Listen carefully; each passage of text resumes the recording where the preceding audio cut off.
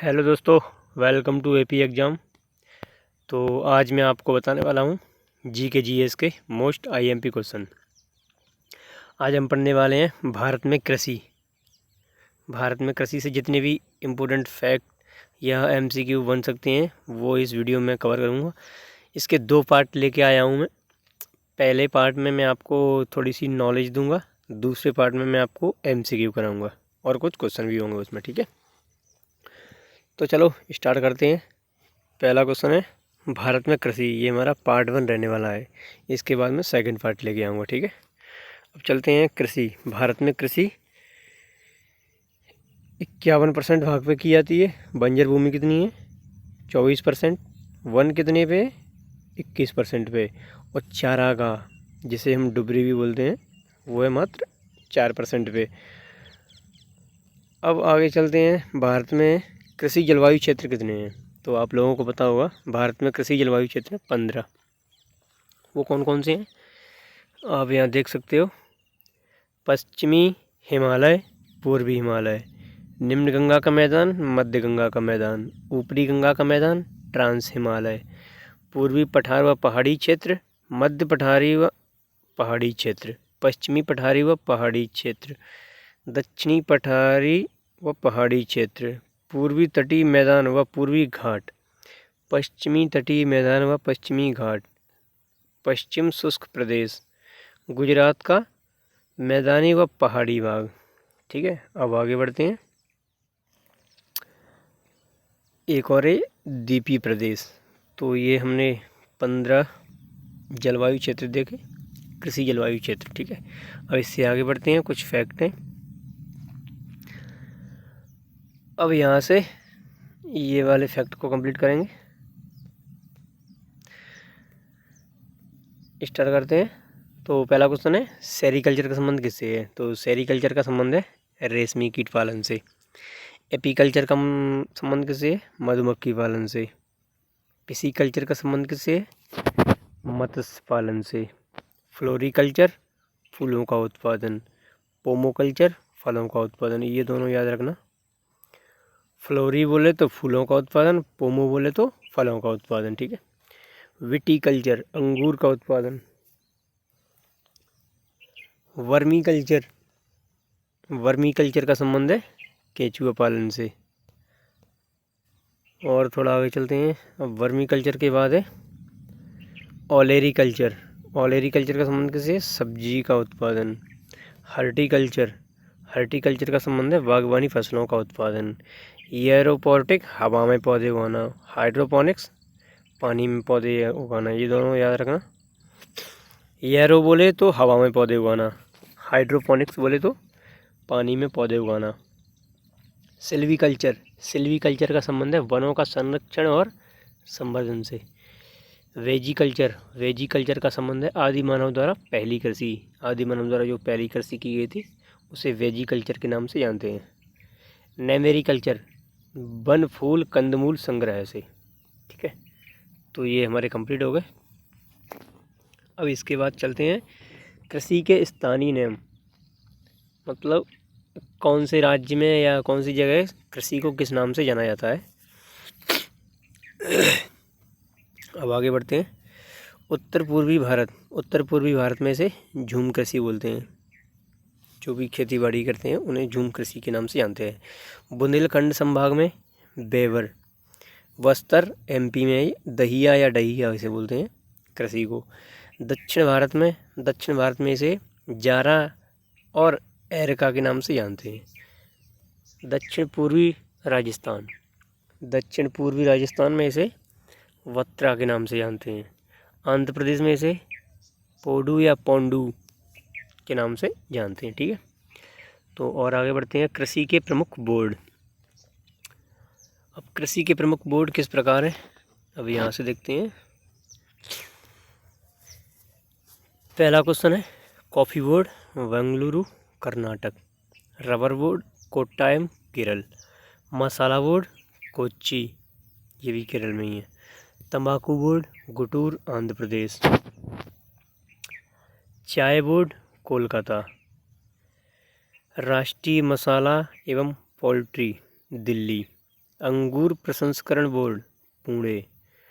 राष्ट्रीय मत्स्य उद्योग बोर्ड आंध्र प्रदेश। भारतीय डेयरी निगम और राष्ट्रीय विकास बोर्ड, तो भारतीय डेयरी निगम और राष्ट्रीय विकास बोर्ड कहाँ है? गुजरात के आणंद में। ठीक है, अब थोड़ा और आगे बढ़ते हैं। राज्य से संबंधित पहचान, किस राज्य में किस चीज़ का उत्पादन सबसे ज़्यादा होता है? तो अब आगे बढ़ते हैं। जम्मू कश्मीर, जम्मू कश्मीर में सबसे ज़्यादा क्या होता है? केसर और अखरोट। हिमाचल प्रदेश में सेब। उत्तर प्रदेश में गन्ना, आलू और आम। पश्चिम बंगाल में चावल, जूट, अनानास। असम में चाय। आंध्र प्रदेश में तंबाकू, हल्दी और मक्का। तमिलनाडु में नारियल। केरल में काली मिर्च। कर्नाटक में सूरजमुखी। अब आते हैं महाराष्ट्र पे। महाराष्ट्र में प्याज, अंगूर और संतरे का उत्पादन सबसे ज़्यादा होता है। गुजरात में मूंगफली, कपास और केला।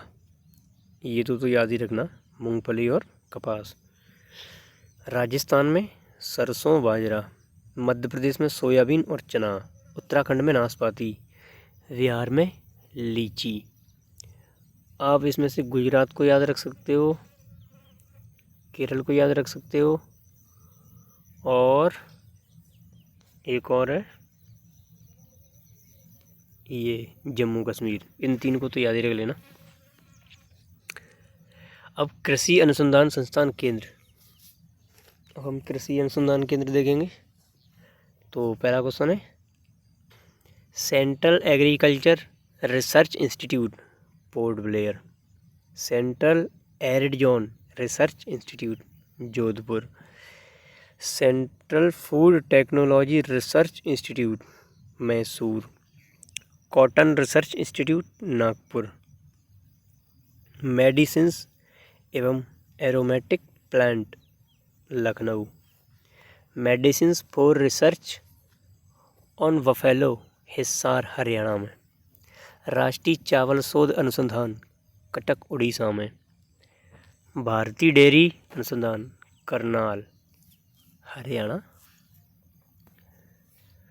अब थोड़ा आगे बढ़ते हैं।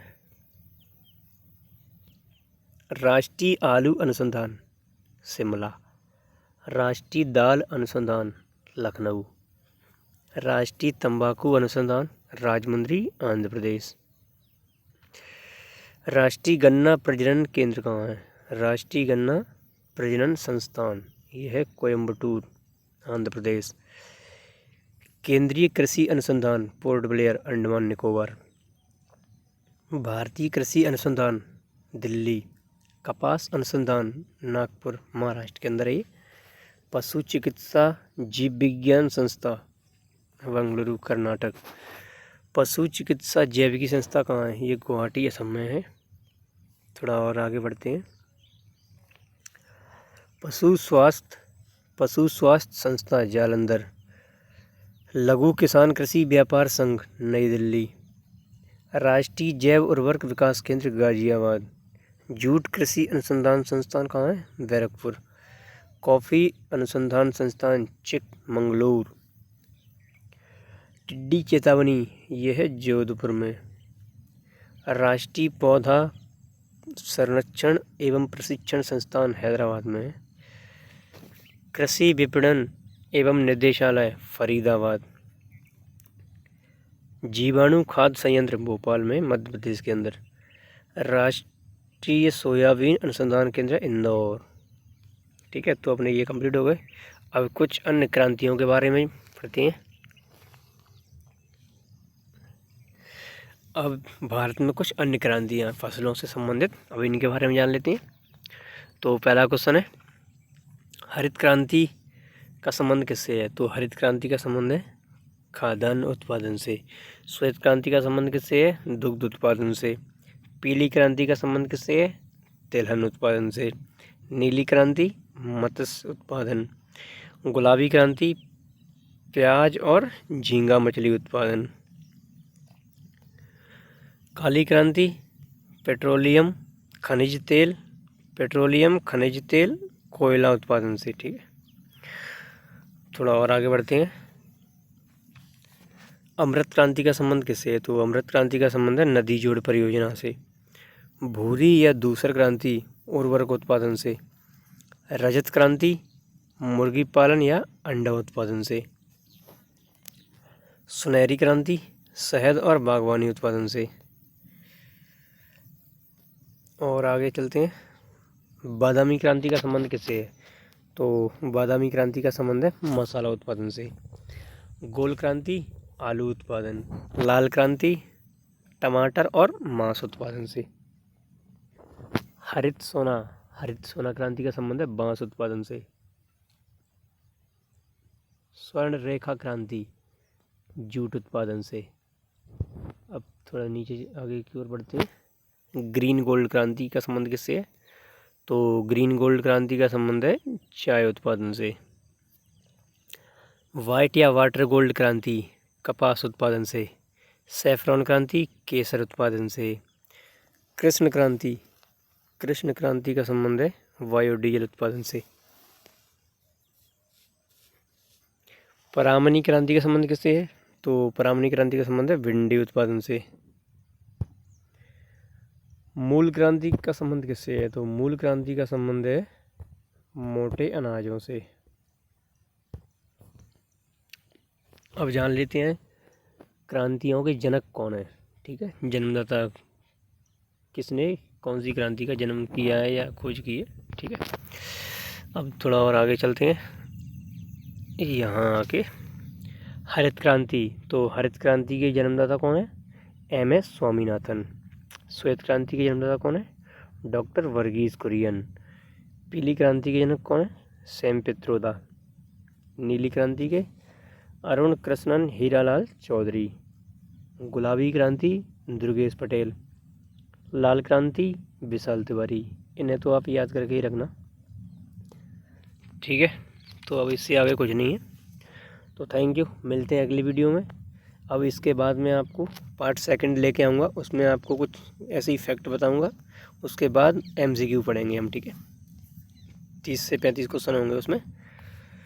तो थैंक यू, मिलते हैं अगली वीडियो में।